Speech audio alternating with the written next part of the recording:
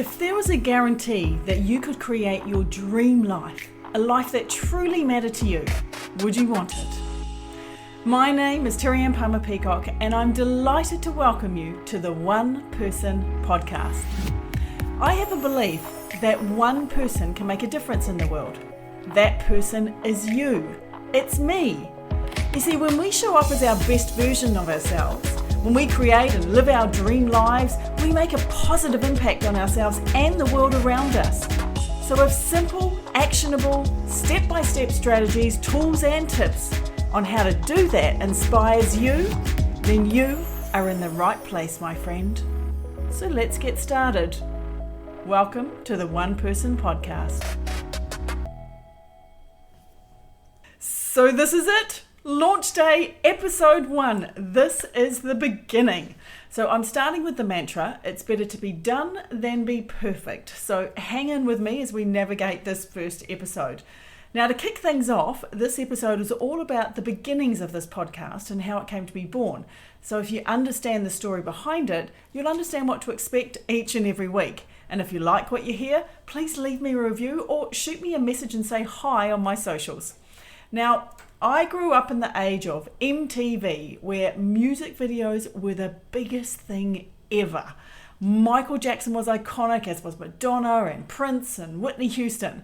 Now, when I was 12 years old on Friday nights, my parents would play the hot TV show of the week, Solid Gold, where a chorus of dancers entertained the audience as they counted down the top 10 hits for the week.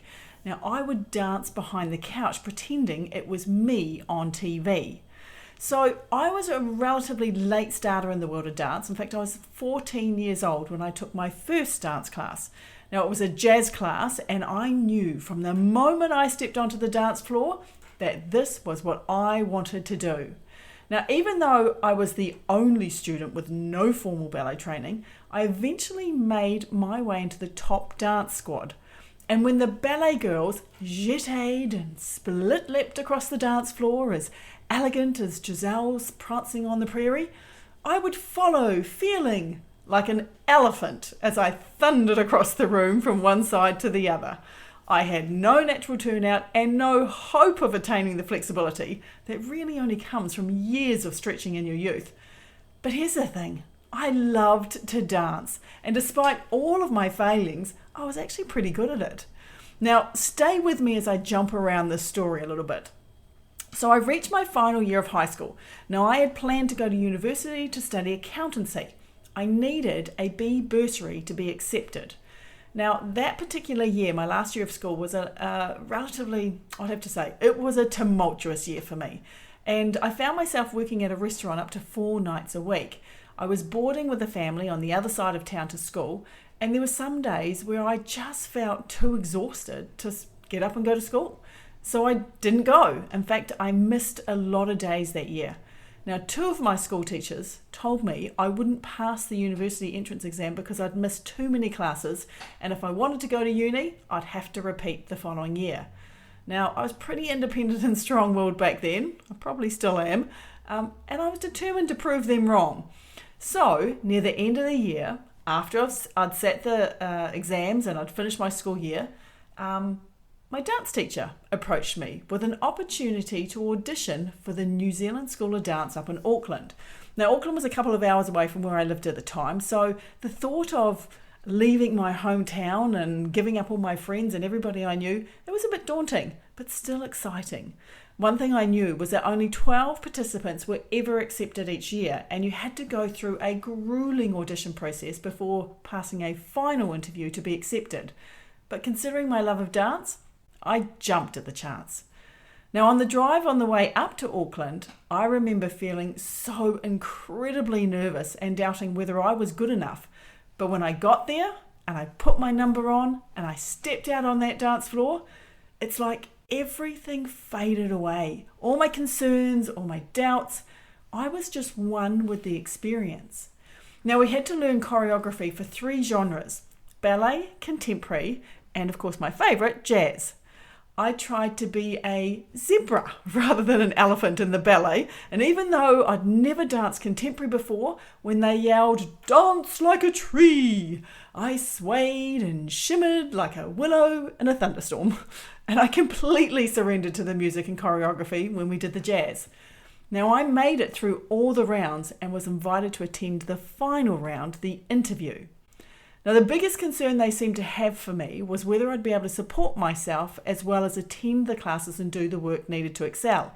They told me it was physically and mentally grueling with the expectation of 8 hours training most days.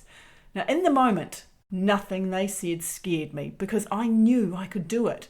I just needed to convince them I could. Now, Christmas passed and January came along with 2 letters that arrived in my mailbox. One from the University of Waikato and the other from the New Zealand School of Dance. So the first letter I received was from the University of Waikato. And I got to tell you, opening the envelope was like a scene from a movie where you hold your breath and you close your eyes, not wanting to know the outcome, despite checking the letterbox every day since the 1st of January. I did it. I received a B+, which was more than enough to get me into my accountancy degree program.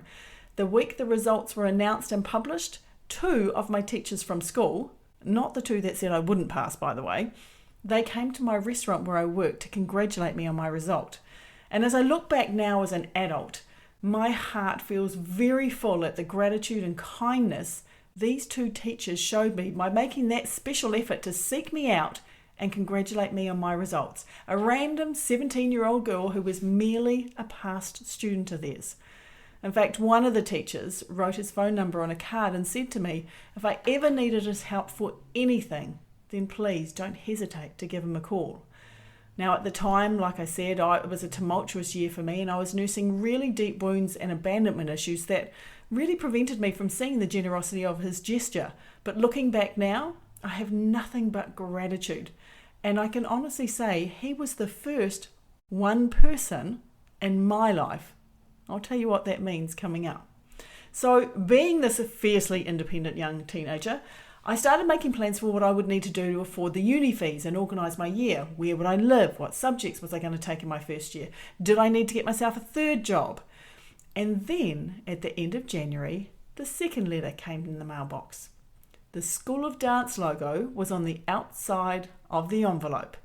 Now, in all honesty, I'd talked myself out of being accepted to the school because I figured it was such a long shot and probably wasn't meant to be for me.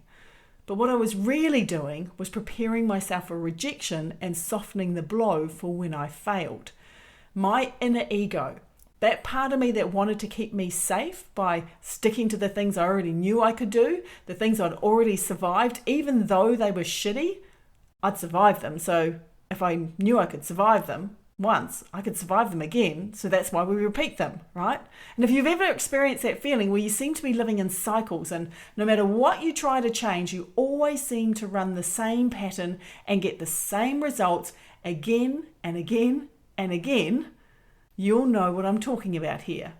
You see, this ego part of me believed that the world was a dangerous place and whispered to me every day, unconsciously of course, that I couldn't trust anyone. I had to follow the path that was laid out before me and do what everyone else was doing. I wasn't good enough to achieve my dreams. As a child, I was a naughty girl, and naughty girls don't get what they want. They get what they deserve. And I didn't deserve very much. Of course, I didn't realise this was going on underneath the surface. I was 17 going on 18 years old, and I was completely oblivious to the inner workings of my mind. So here I am with the envelope in my hand. I'm standing next to my boyfriend. I've held my breath. I ripped open the envelope. I read the first line 3 times. We are pleased to offer you a position in the New Zealand School of Dance. I couldn't believe it. I had been accepted. Little old me. There was a part of me that seriously couldn't believe what I was reading. And there was another part of me, my heart of hearts, that felt like I was soaring across the universe, feeling nothing but love and joy. And then the words hit my ears. Bugger. I was hoping you wouldn't get in so you'd stay here with me. My boyfriend was the first person who told me to go to uni where I could create a stable career. He was the first of many. I remember a conversation with my mother. We were discussing the pros and cons, and her biggest argument was get your accountancy degree, then you can go back to dance. If it doesn't work out, you'll have a degree to fall back on. Now, anyone who knows anything about a dancing career knows you don't get many opportunities, and the ones you do, you have to grab with two hands and run with it. So after a lot of conversations, a lot of confusion and inner turmoil, and a night of sobbing into my pillow, I declined the School of Dance and followed the well-trodden path towards university. 4 years later, my first job out of uni was as the accountant for a law firm. Now, I was also an aerobics instructor at the local gym, and I worked weekends at a trendy riverside bar. Now, I really enjoyed the aerobics, and weekend bar work was fun because I got to meet new people and create new routines and listen to live bands and great music. Like, it was just really enjoyable. My full-time accountant job, on the other hand, I sat in an office with 4 walls, no windows, and a bookcase as my only source of companionship. I lasted 6 months in the job before realizing I hated what I was doing and would never build a career as an accountant. That realization at the time was devastating. 4 years of study felt like a complete waste of time and money. Now, as an entrepreneur, it wasn't a waste of time and money. In fact, it's been incredibly helpful to me setting up my own business and obviously running my own career. I went into corporate sales after that, then entrepreneurship, into a few different ventures before eventually ending up on stage once more, but this time as the lead trainer for the Academy of Wealth and Achievement, headed up by Chris Howard. I was presenting from stage to rooms of 50 to 3,000 people. I got to travel all around the world, and I truly loved what I was able to do and what I was able to share with others. It wasn't dancing, but it was a version of performing, and there are few words I can say to describe how incredibly rewarding it is to be a part of other people's life-changing transformations. Now, one moment in particular brings this story full circle. I'm in Las Vegas where we're developing new seminar programs and helping Chris write his second book. Celine Dion is resident at Caesar's Palace, and my fellow trainer and friend Johnny Cass and I booked tickets for the show. Oh my God, it was incredible. The stage, the music, the voice, and of course, the dancing. I was mesmerized by the choreography and the dancing. I felt like I'd been transported to another universe watching that show, and I'm sure I continued soaring high into the heavens as I slept that night. Now, the next morning, I was walking to the hotel where we were working every day, and a truck passed me on the street. The air blast that hit me as it passed was like a heavyweight boxer punching me in the stomach. In fact, it hit me so hard, I doubled over in pain at what had just happened. Or at least that's how it seemed. Because inside of me, it was like the Hoover Dam had just burst its containment.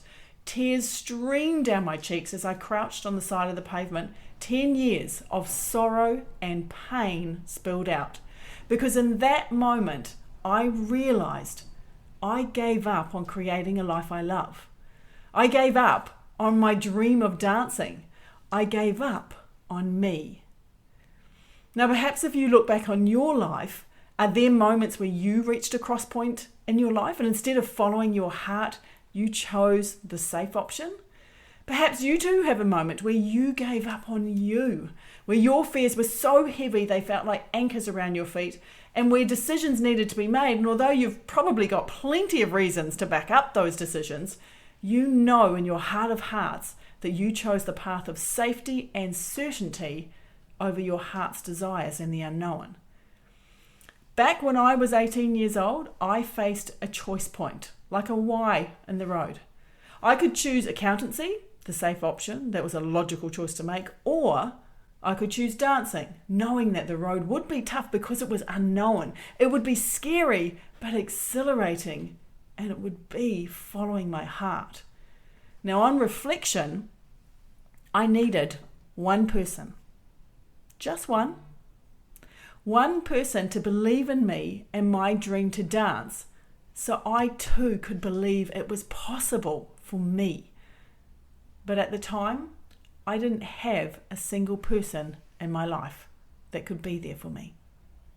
Standing on the side of the road on a random street in Las Vegas with tears streaming down my cheeks, I made a declaration to myself that I would never give up on any of my dreams again, and I would never let anyone else give up on their dreams if I could help it either. I would never let anyone experience what I was experiencing in that moment, and I would never let anyone give up on themselves. If anyone needed one person to believe in them, I would be their one person. And that's the reason this podcast was created. To be that one person for you, or perhaps to inspire you to be that one person for somebody else. And to let you know that one person is more than enough. One person is enough to make an impact and make a difference in this world. And we can all be that one person. We can all make a difference. You know, sometimes the difference is you showing up in the world as the best version of yourself. That's all you need. Most times it's just you being authentically you. Now, it might be a single word you say that triggers a moment for somebody else.